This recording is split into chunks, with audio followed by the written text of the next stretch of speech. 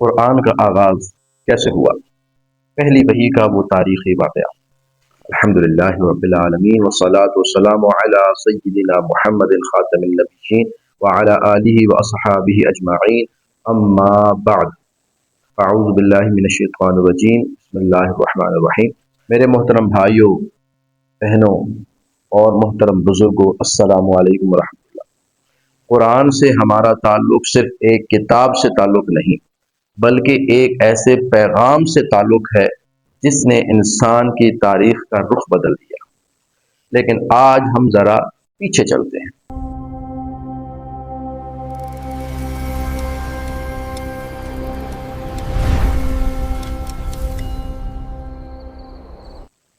اس زمانے میں جب دنیا ظلم، جہالت، شرک اور اخلاقی انحطاط کے اندھیروں میں گھری ہوئی تھی، ایک رات آئی جس نے پوری انسانی تاریخ کو بدل دیا۔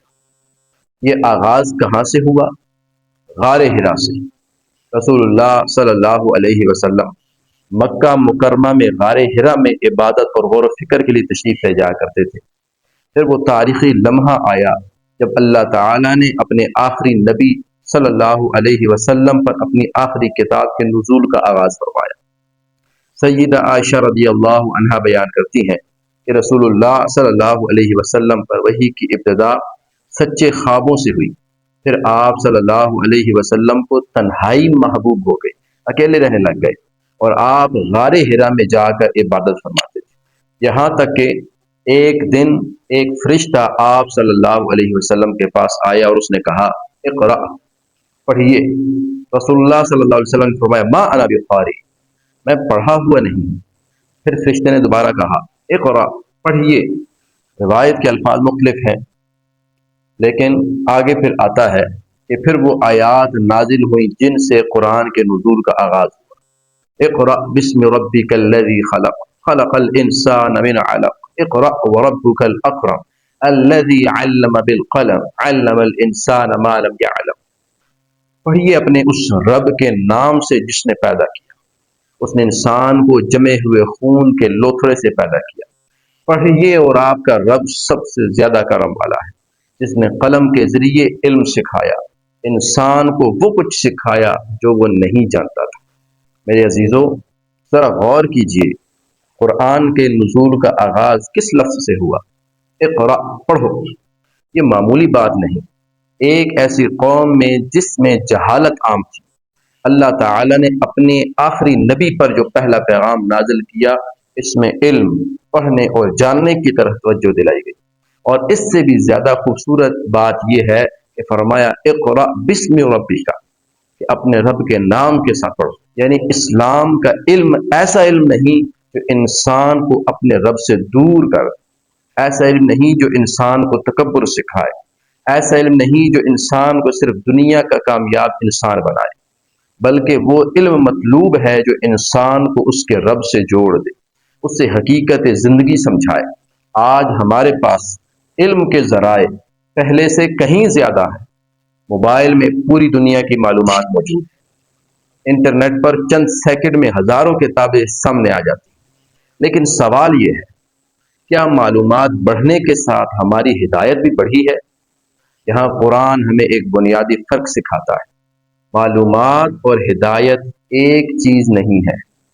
معلومات انسان کو بتا سکتی ہے کہ دنیا میں کیا ہو رہا ہے، لیکن وحی انسان کو یہ بتاتی ہے کہ مجھے کیا کرنا ہے، مجھے کیا کرنا چاہیے۔ معلومات انسان کو طاقت دے سکتی ہیں، لیکن قرآن اس سے طاقت کے استعمال کا اخلاق سکھاتا ہے کہ اس طاقت کو کہاں اور کیسے استعمال کرنا ہے، اور کہاں اس طاقت پر قابو رکھنا ہے، کنٹرول کرنا ہے۔ معلومات انسان کو کامیاب بنا سکتی ہیں، لیکن قرآن اسے یہ بتاتا ہے کہ یہ عارضی کامیابی ہے۔